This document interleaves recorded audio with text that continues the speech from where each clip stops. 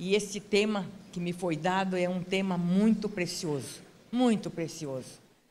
Só para falar um pouquinho de mim, a meu respeito para vocês, porque muitos não conhecem, né? Eu sempre estava lá, sentadinha, quieta, ou trabalho nas bases, ou no Projeto Mãe, mas eu queria que vocês soubessem que, realmente, eu fico feliz em ver o propósito de Deus se cumprindo na nossa vida. E ontem, quando eu vi aqueles jovens todos aqui na frente, eu me lembrei da minha mocidade. Foi justamente assim, né? Eu venho de um lar cristão, e papai se converteu só aos 13, quando eu tinha 13 anos de idade, mas a mamãe vem de família cristã, e o tempo todo foi uma mulher muito fervorosa, de muita fé, e transmitiu isso a mim e aos meus irmãos.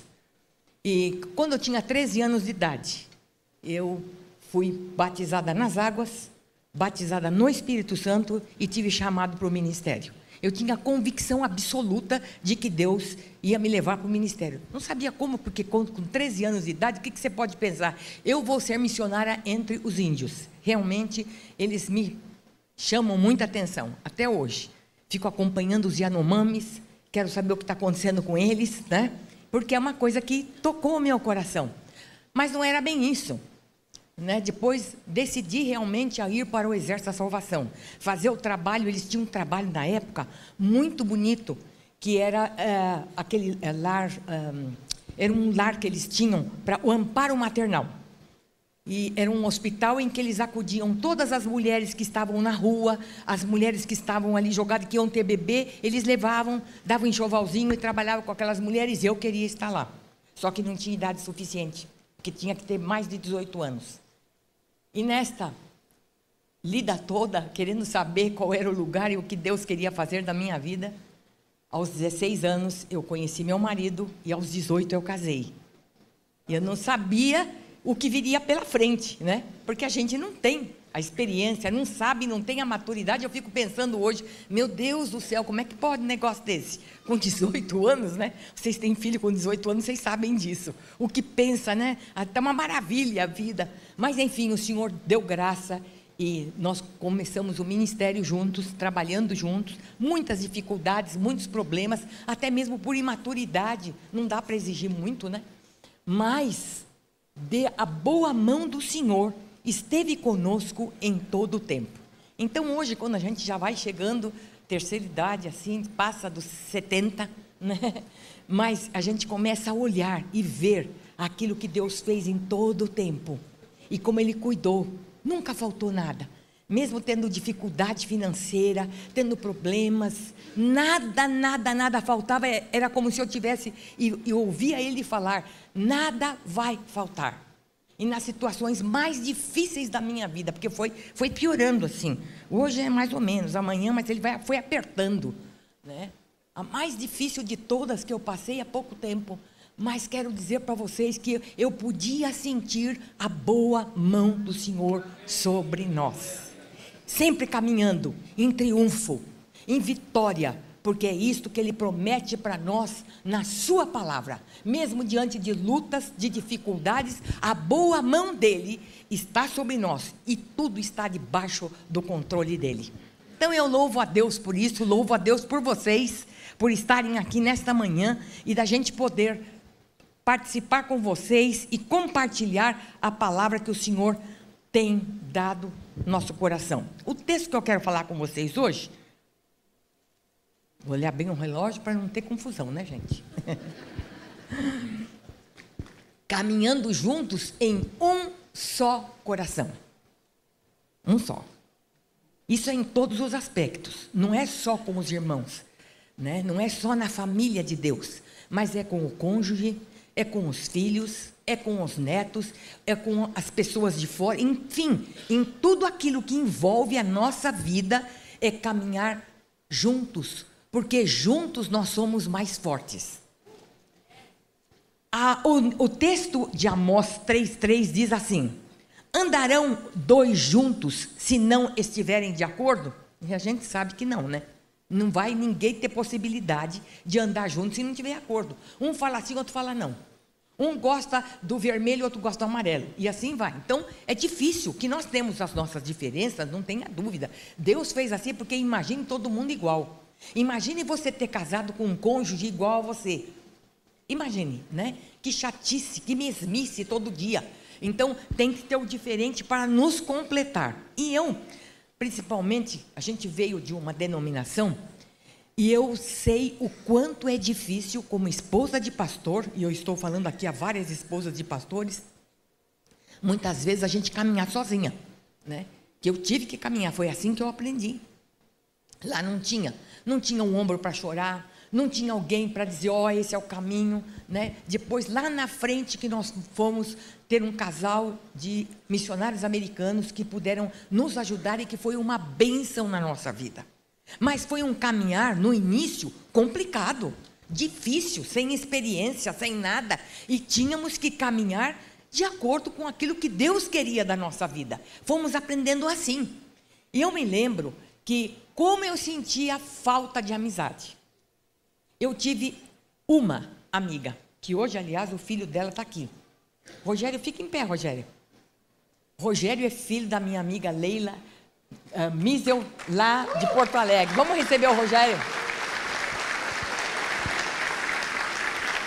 Ela foi uma bênção na minha vida. Foi amiga, assim, de adolescência, que caminhamos juntos, e até hoje, eu moro aqui, ela em Porto Alegre, mas uma sente a dor da outra. Quando eu tenho problema, ela me liga e fala, Sueli, você não está bem, eu sonhei com você, qualquer coisa assim. E quando ela não está, é a mesma coisa. Os filhos criaram junto, têm amizade, os nossos maridos moraram, inclusive, quando eram solteiros, moraram juntos, estudaram junto. Então, foi uma amizade solidificada, né? E que não é pelo fato de estar longe, é que a gente deixou de ter amizade. Pelo contrário, solidificou mais. Mas nós vivemos, queridos, num momento muito complicado, muito, na nossa sociedade, difícil de criarmos e estabelecermos amizades. Vocês notam que as amizades do passado são aquelas que perduraram e que perduram? Nota para vocês verem, né? Amizade que vocês fizeram lá na adolescência e que ainda continuam, mas hoje parece que é tudo descartável, né? Não tem vínculo, não forma vínculo. Você falou, eu não gostei, tchau, né? Há muito engano, há desconfiança nos próprios relacionamentos. E isto também atingiu a igreja. Lá fora, mas atingiu a igreja também. Então, a Bíblia diz o seguinte, em Provérbios 17 diz assim, o amigo ama em todo tempo e é um irmão na adversidade.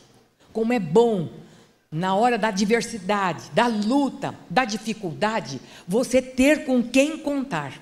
Jesus disse assim, o meu mandamento é este, amem-se uns aos outros, e como eu vos amei. Como é que Jesus amou? Ele deu a vida. Parece uma utopia, parece que é conversa, mas se ele colocou aqui, é porque nós somos capazes, através de um coração cheio do Espírito de Deus, um coração novo, amarmos os irmãos como Ele manda amar. Então, caminhar juntos, querido, é uma escolha, é compreender que a pessoa que está ao seu lado tem uma história diferente da sua, tem costumes diferentes do seu, tem hábitos diferentes dos seus, inúmeras diferenças, até entre marido e mulher, até entre os filhos, nós somos diferentes. Né? E quem me conhece, e as minhas amigas aqui que estão sempre comigo, né? Lá no Projeto Mãe, que a gente sempre está se encontrando, elas sabem disso. Eu não sou de me intrometer na vida de ninguém, nunca fui. Nem na vida dos filhos, nora minha, está aqui a nora, ela pode dizer isso. Nunca me intrometi na vida deles, nem na vida do meu marido. Eu nunca fui mulher de perguntar, por que você atrasou?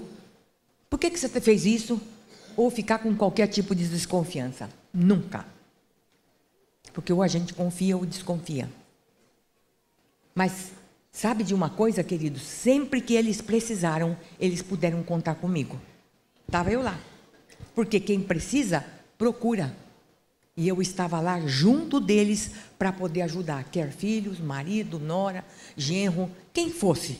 Eu estava lá junto com eles. Então, mas Veja bem, se nós não pensarmos, se nós não tivermos propósitos iguais, fica difícil, meta diferente, propósito diferente, tudo diferente, fica difícil nós caminharmos com alguém.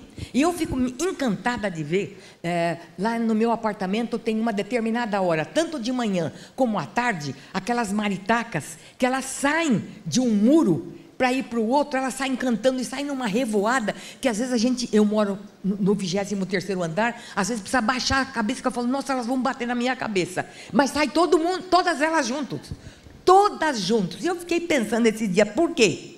Porque uma sustenta o outro, vai ver se machucar, está sustentando, na tempestade, e para não perder o rumo, para nenhuma se perder, então por isso que elas voam tudo junto, e é isso que eu fiquei pensando em nós, como é que nós podemos não perder o rumo, como é que nós podemos cumprir o propósito de Deus na nossa vida? Então, onde está a raiz do problema que nós não podemos caminhar junto? Aonde está? É para pensar. E eu meditei em Provérbios 4:23, que diz assim: acima de tudo que se deve guardar, guarda o teu coração, porque dele procedem as fontes da vida, quer dizer, a nascente, a origem da vida. E acima de tudo, quer dizer, no mais alto grau, acima de qualquer coisa, guarde o seu coração. Outra tradução diz assim: tenha cuidado com o que você pensa, pois a sua vida é dirigida pelos seus pensamentos. Por isso que Paulo, lá em Efésios 4:8, ele diz assim: encham a mente de vocês com coisas boas, tudo que é útil, agradável, de boa fama, seja isso que ocupe a mente. Porque se a nossa mente estiver ocupada com as coisas de Deus, e com coisas boas, com a sua palavra, dificilmente nós vamos sair do caminho. Mas o que acontece é que a gente deixa, né? Começamos a pensar em outras coisas, menos na palavra, no que o Senhor manda na sua palavra, o que Ele quer da nossa vida, e a gente deixa do lado. Agora é interessante que volta ao coração, tudo que deve guardar, guarda o seu coração. Por quê? O coração é o órgão mais importante da nossa vida. Qualquer problema com o coração, por exemplo, você já tem que diminuir a sua caminhada, você não pode subir uma rampa, você tem que tomar cuidado para subir uma escada. Por quê? Porque o coração enfraqueceu. E muitas vezes até precisa de um transplante de coração. Quando o coração não está bem, a nossa saúde não está bem. Assim como no natural, assim também no espiritual. Por quê? O vertical comanda o horizontal.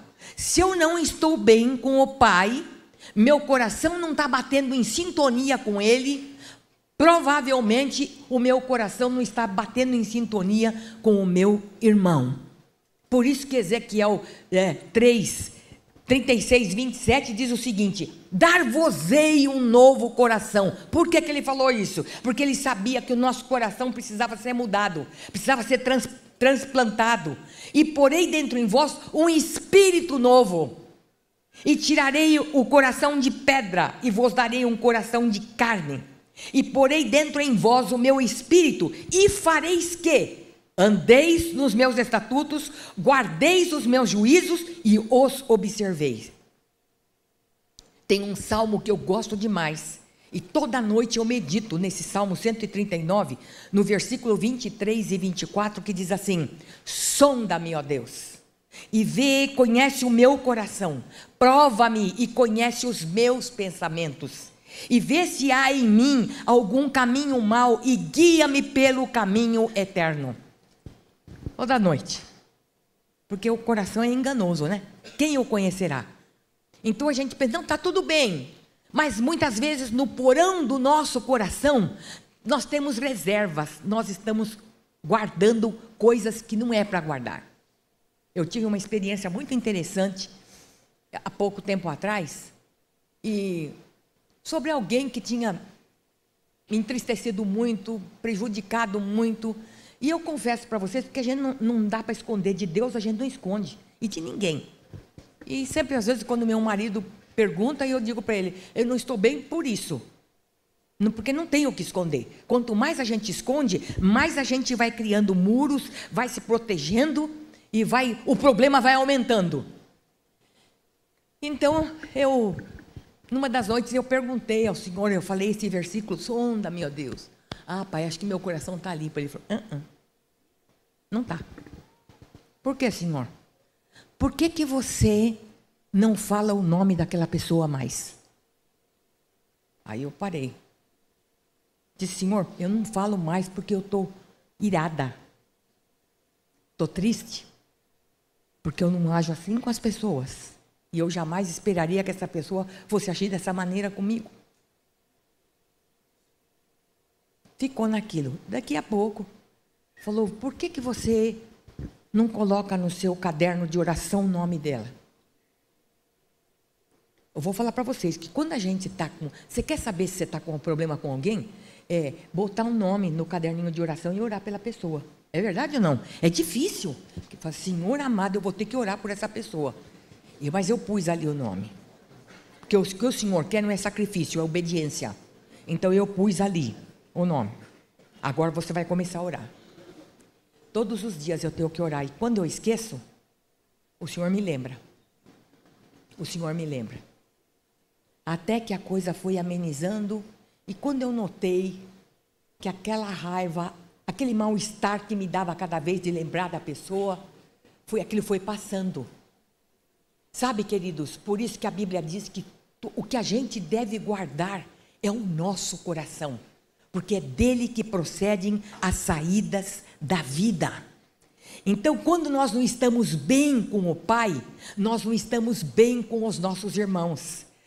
Veja bem, Lucas 10, 27 diz assim, amarás o Senhor teu Deus, de todo o teu coração, tua alma e tuas forças, e ao teu próximo, como a ti mesmo. Se eu não me amo, eu não vou amar o meu próximo. Ah, mas o meu próximo fez isso, fez aquilo. Tudo bem. E quantos males também nós não fazemos diariamente diante do Senhor, e Ele nos perdoa, Ele nos recebe. Por isso que Ele fala, com o mesmo amor que Ele nos perdoou, né, com a mesma graça, perdoai vós também. Porque Ele sabe que Ele perdoou muito mais do que nós. Às vezes uma coisinha assim a gente acha, não, eu não vou poder perdoar. Lógico que pode perdoar, porque enquanto nós estivermos com aquilo no coração, a nossa comunicação com o Pai está completamente comprometida. Quantas vezes, às vezes vê pessoas que vêm com problemas, e está com dificuldade, a primeira coisa que eu pergunto, como é que está a sua vida devocional? Ah, um dia eu faço, mas o outro não. Mas o problema não é que um dia faz, o outro não. O coração não está bem. E a pessoa sabe aonde está o problema. Tanto é que quando nós vemos a depressão, a primeira pergunta que você faz para a pessoa é, quando começou essa depressão? E a pessoa diz, dia tal que fulano me fez isso, fez aquilo, e vai contando, você sabe que ali está a mágoa, a tristeza, e que afasta de Deus, que afasta das pessoas, que coloca no nosso coração, muitas vezes aquele ódio, aquela ira, aquela vingança, que é como o mundo está vivendo hoje, e que não leva a nada, e que nós ficamos atrofiados, parados, não fazendo nada o possível para cumprir o propósito de Deus, no qual Ele nos chamou. Então, meus queridos, se possível, nós temos um coração com o Pai e com os nossos irmãos. Mas veja bem, é possível. Ainda que muitas vezes você tenha que pagar um preço, ainda que tenha necessidade de dificuldade de caminhar junto com aquela pessoa, mas eu quero que você saiba de uma coisa, que Deus é capaz de fazer uma coisa nova. Ele não remenda, Ele faz nova todas as coisas. Muitas vezes nós não somos com o nosso cônjuge. O cônjuge fala uma coisa e a gente faz outra. Entra por um ouvido e sai para o outro. Com os filhos a mesma coisa. Os filhos não ouvem o que os pais fazem e há aquela desunião dentro de casa. Eu até creio, vou dizer para vocês, muitas vezes nós temos dificuldade de andar com os irmãos da igreja e caminharmos juntos, sabe por quê? Porque começou lá em casa, na nossa infância. Uma brigarada, uma confusão, uma gritaria. Depois casamos, levamos toda essa bagagem para a nossa vida conjugal. E as coisas vão complicando. E ao invés de nós resolvermos, nós começamos a nos fechar como um caramujo. E que as coisas não vão poder começar a caminhar. e nós não conseguimos caminhar com ninguém. Então, primeiro ponto aqui, o que é caminharmos juntos? É ter alguém para apontar o caminho que nós precisamos andar. É ter alguém para nos incentivar. Não é bom quando a gente encontra alguém que nos incentiva, que fala, vai em frente. Olha, vai dar certo. Tem alguém para nos ouvir e para encorajar. Que a maior parte fala, não vai dar certo, isso está errado.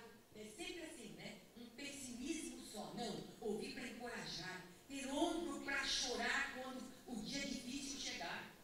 E caminhar junto é além de estar perto. É olhar na mesma direção.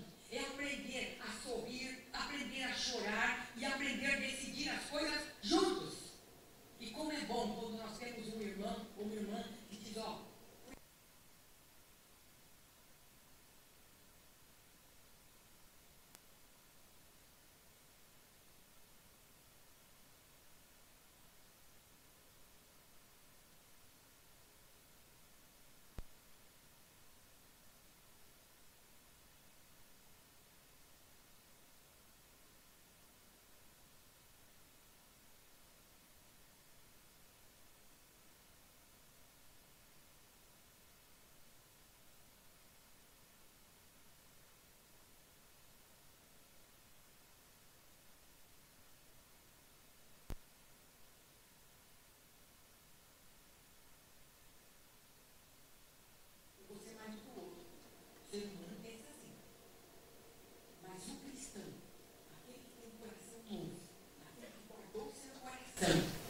aquele que medita na palavra, aquele que está junto com o Senhor, que o seu coração está batendo em sintonia com o Pai, esse é capaz de andar junto com os seus irmãos. Porque, ainda que morra a minha vontade, não tem problema, mas a vontade do irmão vai prevalecer, mas aquilo vai ser para a glória de Deus. Amém, Deus? Se nós pensarmos assim, nós não vamos ter esse problema de um querer ter mais que o outro. A minha igreja vai ter mais. O meu pessoal aqui do louvor é melhor do que o outro. Não. É nós nos unirmos para saber o seguinte: estamos fazendo tudo com o mesmo propósito. Estamos crescendo juntos. Imagine se marido e mulher pensassem dessa maneira, não, eu vou fazer diferente de você, porque aí vai ser melhor. Não, nós temos que nos juntar para quê? Para formar um lar. Para trabalhar, para edificar, para crescer. Então, em tudo na nossa vida, nós precisamos estar junto com alguém. Por isso que a Bíblia diz, né? Não é bom que o homem esteja só. Lá no plano criacional de Deus. Não é bom. Deus sabia que o homem precisava, o homem, ser humano, precisava de alguém como companhia. De não para não estar só. Então, queridos, quando nós temos um relacionamento verdadeiro, nós crescemos na fé. Nós adquirimos maturidade. E Jesus mostrou o valor disso lá em João 15, 13, quando ele diz assim, que ele deu a vida pelos seus amigos. Será que nós estamos dando a vida pelos nossos amigos? A vida aqui que eu estou dizendo num sentido amplo. Do nosso tempo, do nosso ouvir. De dar o melhor que nós temos com excelência para o nosso amigo. Então, isso é muito importante. Caminhar junto é construir o reino de Deus juntos. Vocês já notaram que a gente fica preocupado hoje, né, os pastores principalmente, quando às vezes o pastor prega alguma coisa na igreja, o pessoal ouviu, não gostei do que esse pastor falou, eu vou para outra igreja. Eu não vou ficar aqui. Mas por que você saiu de lá? Não, ele falou uma coisa que eu não gostei. Não está plantado. É como uma planta, né? Que é enxertada. Ela é muito bonita no dia, mas ali uma semana ela está morta. E a mesma coisa nós. Quando nós não somos enxertados, quando nós estamos ali enraizados, porque esses é que florescerão nos atos do nosso Deus. E ainda com uma vantagem maior. Vocês notam que as pessoas, quando vão pegando uma certa idade, no meio dos artistas mesmo, não tem mais papel para mim. Não tem mais lugar para mim, para trabalhar aqui. Mas com o Senhor diz assim, ainda na velhice, darão frutos e serão viçosos e florescentes. No reino de Deus, nós temos tempo o tempo todo da nossa vida. Tem um espaço o tempo todo na nossa vida, desde que nós nascemos até o último dia da nossa vida. Então nós não podemos dizer agora acabou o meu tempo, né? Como a gente ouve, agora acabou. Eu agora estou com uma certa idade, agora acabou. Acabou nada. Vai até o último dia, cumprindo o propósito que Deus tem para a nossa vida. Amém, queridos? Amém. Glória a Deus por isso. O segundo aqui, qual é o significado de caminharmos juntos? É Provérbios 19, 20, que diz assim: ouça conselhos e aceite instruções e acabará sendo sábio. Ouvir conselhos e instrução. Às vezes a gente acha desaforo. Eu não falou isso, eu sou obrigado a aceitar. Eu faço o que eu quero. Como tinha de rebelião, já me falei.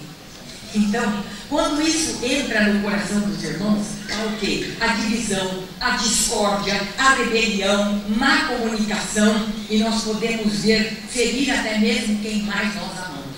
Nós começamos de dentro de casa, no nosso cônjuge. Ferimos por quê? Porque nosso coração está dividido. E muitas vezes a gente fica... eu costumo ver muito, por exemplo, a história da pessoa. Quando às vezes a pessoa tem uma reação negativa, eu costumo pensar o seguinte: como é que foi a história daquela pessoa? E quando você vai ver, a história foi uma história triste, foi uma história que não teve acertos, foi uma história assim de tristeza, de rejeição, de marcas na vida da pessoa. E eu penso, então, por isso que está reagindo assim. Aí é a hora de nós, então, ajudarmos a pessoa. Quer dizer, falar com eles, né, toda a verdade em amor. Quando nós estamos juntos, um vai alertar o outro do perigo e onde nós estamos errando. A função do amigo é alertar o outro. Esse negócio de dizer que é amigo, mas ó, que se dane, hein? Faça o que quiser, não é amigo, porque o amigo fala com o outro em voz alta. Eu me lembro que quando nós tínhamos os nossos filhos pequenos, e esse discipulador nosso era um americano, ele e a esposa. E vocês sabem que americano não tem papas na língua para falar. É 2 mais 2 é 4 e acabou. E eu me lembro que o Júnior tinha ganho no seu aniversário, naquela época tinha aqueles revolvido de água, né? Criança, sabe, ele tinha uns 3 anos. Então ele ganhou e ele vivia com aquele revolvinho, né? Se fosse um monal, não ia acontecer. Mas o Júnior, ele vivia assim com aquele revolvinho para lá e para cá. Aí o que aconteceu? Ele brincava. Eu, particularmente, eu não achei nada demais. Uma criança de 3 anos que pegou o revolvinho ali e que estava brincando, né? E às vezes a gente aparecia, espirrava na gente. E eu me lembro que ele com a esposa entraram em casa e ele disse: tire da mão dele imediatamente esse revólver. Na hora eu fiquei meio chocada, eu pensei, por que tirar? Ele disse: hoje ele aponta aqui para nós, amanhã ele vai ter uma arma na mão para matar alguém. Eu guardei, eu tirei, confesso para vocês que tirei, nunca mais. E às vezes quando as pessoas davam arma para os meus filhos, eu tirava, porque aquilo ficou muito marcado na minha mente. Mas como foi bom que ele falou, porque talvez se ele não tivesse falado, e eu tivesse continuado ali, nada demais. Mais tarde teria pego uma arma, sabe Deus o que poderia ter feito? Então, o conselho daquele irmão, a palavra dele, quanto me ajudou na minha vida conjugal. Olha, isso não é bom, não faça isso, tanto para mim como para o Beto. E isso foi nos ajudando, foi nos dando maturidade no ministério. Foi nos dando uma ajuda que vocês não podem imaginar, né, do tempo junto que passávamos, e era aconselhamento, e falava, pegava a Bíblia e mostrava para a gente que isso é caminhar junto. Não é eu gosto da pessoa e agora eu dou o braço aqui e vou andar. Não! É nos mínimos detalhes, é caminhar o tempo todo, é perguntar para a pessoa: você está com algum problema, alguma coisa que eu possa te ajudar? Orar por aquela pessoa, de saber o quanto Deus pode mudar e transformar aquela vida. Outras mulheres que às vezes me ligam e falam para mim: pastor, você por favor me ore, porque eu estou vivendo uma situação difícil. Eu estou tendo aqui uma crise conjugal, eu estou tendo um problema. Como há pouco tempo que eu atendi, o esposo foi embora de casa, ela ficou com as crianças. Essa moça chorava tanto, chorava, dizia: me ajude. Me ajude, por favor. E eu pude ficar ali com ela, sentir empatia pelo problema dela e ajudá-la. E tenho conversado com ela toda semana. Como está? E aí? Está de cama? Está em depressão? Está triste? Lógico. Mas eu creio que Deus tem o melhor para ela. Então, queridos, como é importante nós caminharmos juntos. Veja que Jesus alertou Marta e Maria. Eu achei interessante esse texto pelo seguinte, porque Maria e Marta caminharam juntos. Lá no texto de Lucas 10, de 38 a 42, conta a história deles e vocês já sabem. Maria era fé e devoção. Marta era fé e ação. Então, as duas ali, as duas trabalharam, mas daqui a pouco moravam juntos. Mas daqui a pouco recebe Jesus em casa, né? Era um momento especial.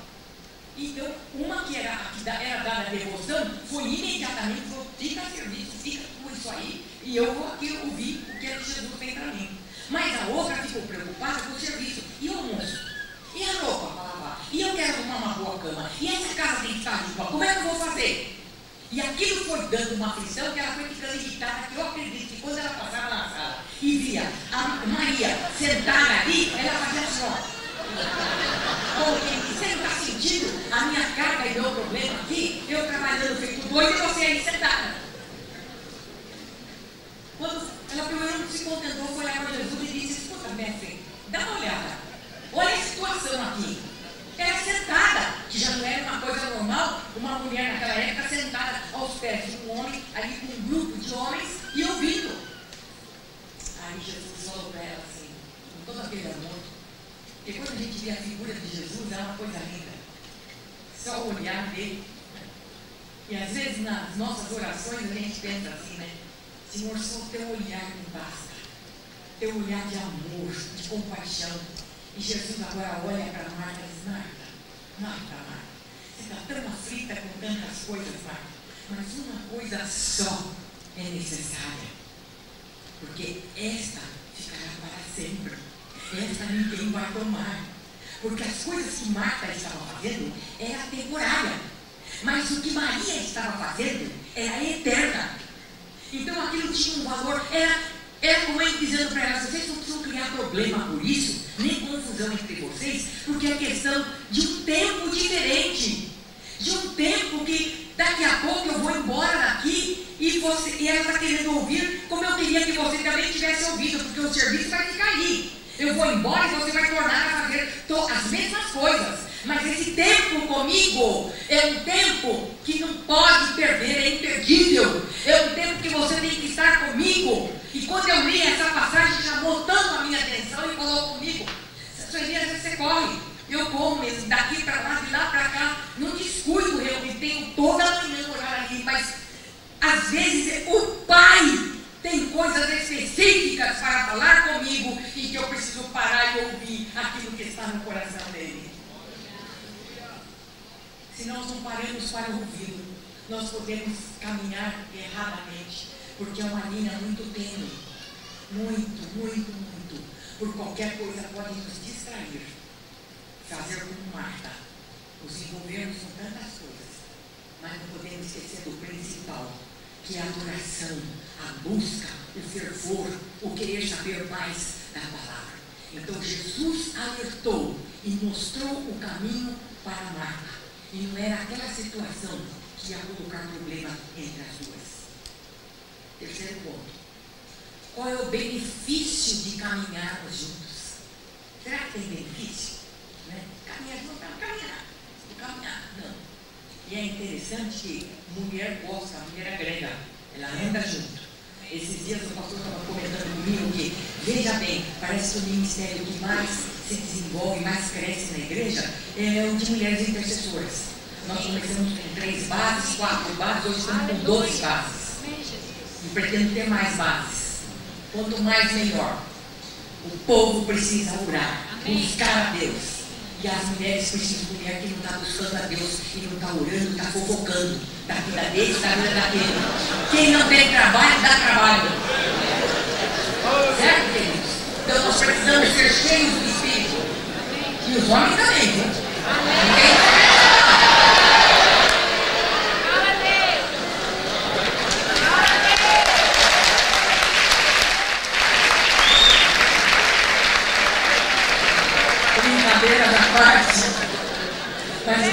os pastores sabem disso, né? Mas é verdade, queridos, né? Então, temos que estar juntos. Então, quanto mais base, melhor. Ele falou para mim, por que cresce? Porque a mulher agrega. A mulher agrega. Você não quer trabalhar comigo? Você não quer fazer? Eu vejo, às vezes, alguma dúvida, alguma coisa que surge numa base. Tinham 3, 4 igrejas, mas daqui a pouco 2 resolveram não fazer o outro. Mas a outra vai em frente. O homem não. O homem quer saber o seguinte: eu vou falar? Eu vou comandar? Quem manda aqui? Então, o que você vai falar? Não interessa. Então, por isso que muitas vezes fica difícil, até mesmo, da obra de Deus crescer. Quando Paul Yong-Chu percebeu isso, ele chamou a sogra dele e falou: você vai trabalhar comigo. E foi a sogra que sustentou o ministério do Paul Yong-Chu. Com grupos de oração, levantando mulheres, homens em oração. Eu vou dizer para vocês, irmãos, eu tenho um sonho no meu coração, de levantar homens e mulheres comprometidos com o Senhor e orando, mas não é oração. Muito obrigado, Senhor, por tudo que o Senhor tem feito, amém. Não, orando, clamando a Deus, pela nossa pátria, pelas famílias, pelas crianças, pelos adolescentes, aqueles jovens que estavam ontem aqui, que precisam de cobertura de oração. Sempre tenho dito isso para os meus filhos, cada um deles às vezes fala: mãe, você está orando? Orando sempre. Mães que intercedem, os filhos ficam em pé. Eu sou testemunha disso. Quantas vezes que Satanás, porque às vezes não tem possibilidade de entrar nas nossas vidas, usam terceiros para entrar, para destruir a nossa vida. Mas em nome do Senhor Jesus Cristo, quando percebemos isso, falei com o Beto e disse para ele: vamos orar. Nós vamos orar e vamos buscar Deus, porque o Senhor tem um propósito na nossa vida, tem uma aliança com os nossos filhos. Satanás não vai ter poder para destruir. Enquanto os joelhos estiverem dobrados, não há possibilidade sequer de destruir a sua família. Pense nisso. Jamais destruir a sua família. Com engano, com mentira que Satanás às vezes coloca na sua mente e dizendo: e agora, diante desse problema, dessa situação, como é que eu vou fazer? Quantas vezes eu fiquei assim? Parece que olhava Satanás dizendo para mim: e agora, como é que vai fazer? Eu disse: eu tenho um Deus todo-poderoso, que estou sob o controle dele, e ele vai controlar essa situação. Então nós não temos o que temer, queridos. Muitas vezes nós ficamos amedrontados e Satanás usa isso para atormentar a nossa mente, para tirar a nossa fé, para colocar dúvidas no nosso coração, para dizer: ó, bonito, hein? Vocês aí, pastores, dá uma olhada na vida dos filhos de vocês. Olha o que aconteceu. Aconteça o que acontecer, estamos em pé, porque Ele nos conduz em vitória e triunfo. Magnífico para vocês. Glória a Deus. Aplausos ao Senhor. Ele merece toda a glória ao Senhor. E Paulo diz assim, que realmente elas foram descritas como mulheres de fé genuínas, porque formaram Timóteo com uma fé pura, genuína, de acordo com a palavra de Deus. Então são mulheres, inclusive, que se tornaram símbolos da educação cristã dos filhos. Caminharam juntas e fizeram de Timóteo o quê? Um cristão, amigo de Paulo. Paulo trabalhou com Timóteo, né? O tempo todo fazendo dele discípulo dele, viajavam junto, ele cuidava, servia na igreja. E como a igreja primitiva foi abençoada pela vida de Timóteo. E estava lá Paulo junto, que conhecia toda a vida dele, que inclusive chegou a falar para ele: olha, você toma um pouquinho de vinho para os seus problemas que você tem no estômago. Isso é sinal que eles caminhavam junto e ele sabia da necessidade um do outro. Estava lá. Abençoou a vida de Timóteo. Não foi só ele que foi abençoado, ele abençoou Paulo e abençoou a igreja primitiva. Depois ele se tornou pastor. E Áquila e Priscila, um casal que a Bíblia fala em Atos 18:2 sobre eles. A gente vê aqui a diferença entre esse casal. Ela era uma mulher forte, era uma mulher competente e tinha um dom de ensino. Pouco se fala de Áquila. Mas Priscila era uma mulher que ensinava, e eles trabalharam junto, mesmo com essa diferença no ministério, e é lógico que cada um tem a sua diferença, mas eles se juntaram, porque um completava o outro, influenciaram a vida de Apolo, o ministério de Apolo, abençoaram, foram amigos de Paulo. Por quê? Porque estavam trabalhando junto. Quem foi beneficiado? Apolo foi, e a igreja de Cristo. Então não é um só que é beneficiado quando caminham-se junto. Davi e Jonatas, lá 1 Samuel 18, 1-4, eles eram amigos, caminharam juntos e fizeram uma aliança no futuro, e esta mesma aliança salvou a vida de Davi. Então sempre traz benefício, para quando você tem uma aliança com alguém, que você caminha junto, vai trazer benefício. Quarto ponto, qual é a importância de caminhar junto? E aqui eu encerro. O Salmo 133, versículo 1 diz assim: como é bom e agradável que os irmãos vivam em união. Salmo curtinho, mas nenhum versículo expressa mais o coração de Deus sobre relacionamento como este salmo. Como é bom que os irmãos vivam em união. Vocês já notaram, por exemplo, vocês que têm filhos aqui, se um dos filhos tem problema entre os irmãos, você não fica triste? Você fala, puxa, não foi para isso que eu criei, né? Que tristeza de ver. Eu imagino Deus vendo toda essa divisão e confusão. Como é que fica? Como é que fica? Quando ele diz que como é bom e agradável que os irmãos vivam em união. E o salmista deixa claro que é bom estarmos juntos. E finaliza o capítulo dizendo assim: ali o Senhor ordena a sua bênção. Ali. Quer dizer, quando os irmãos estão em união, é quando o casal está em união, é quando os filhos estão em união, ali o Senhor ordena a sua bênção. Ali. Muitas vezes nós estamos vivendo em discórdia, porque nós estamos vivendo com pessoas assim. A Bíblia, lá em 1 Coríntios 15, 33, diz assim: porque as más companhias corrompem os bons costumes. Esses dias eu estava conversando com uma irmã que veio conversar comigo, muito apavorada, e dizia: eu não sei o que está acontecendo comigo, tem dias que eu tenho um desânimo, uma coisa, mas sabe, pastora Sueli, eu estou andando, ela é muito minha amiga, mas ela me deixa um peso na minha vida. Por quê, filha? Porque ela só fala mal dos outros. Eu falei: foge, fuja desta mulher, porque só vai te trazer tristeza. Aliás, era uma pessoa assim, muito perigosa. Foi perigosa até comigo.